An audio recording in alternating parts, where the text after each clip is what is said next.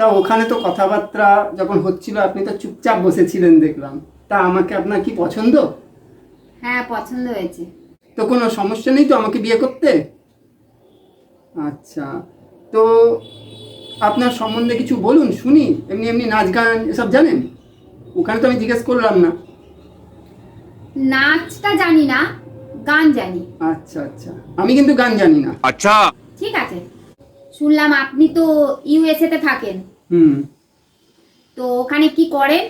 আমি ওখানে পিএইচডি করেছি। বাবা, তো আপনি তো অনেক পড়াশোনা করেছেন।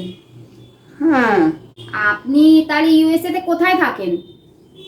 আচ্ছা, ইউএসএতে থাকি। তো আপনার সঙ্গে বিয়ে হলে আপনাকে আমি নিয়ে যাব, ওখানেই উঠবো, আমরা ইউএসএতেই থাকবো। তাই? খুব ভালো জায়গা। তা তো খুব ভালো জায়গায়, তা খুব ভালো হবে। বিদেশে যাব, ওখানে তো আমার অনেক বন্ধু বান্ধব থাকে। আচ্ছা, তা আপনি ইউএসএ তে কোথায় থাকেন সেটা তো বলুন। দেখুন, সত্যি কথা বলতে গেলে আমি ইউএসএ থাকি বলতে এটা উল্টোডাঙ্গা সমবায় আবাসন, ওই কলকাতার কাছে উল্টোডাঙ্গা বিধাননগর যেটার এখন নাম, ওইখানে সমবায় আবাসনে থাকি। এটাই ইউএসএ। কি? আর তাহলে আপনি করেন কি তাহলে? আমি পিএইচডি। পিএইচডি তো করেছেন। আচ্ছা আচ্ছা, আর একটা কথা এর মাঝে জিজ্ঞেস করি, বাই দা ওয়ে, আমি শুনলাম যে আপনি খুব শিক্ষিত, অনেক দূর পড়াশোনা করেছেন। তো আপনি ডিগ্রিটা কত দূর নিয়েছেন? MFAS। বাবা, এই তো বিশাল ব্যাপার দেখছি। এরকম ডিগ্রি তো আমি কখনো শুনিনি। তার মানে এটা কি কোনো বিদেশি ডিগ্রি? কারণ ভারতে তো আমি এরকম ডিগ্রি কিছু আছে বলে জানি না। বাবা, আপনি তো হেভি পড়াশোনা করেছেন, তাহলে বিদেশি ডিগ্রি একবারে নিয়েছেন?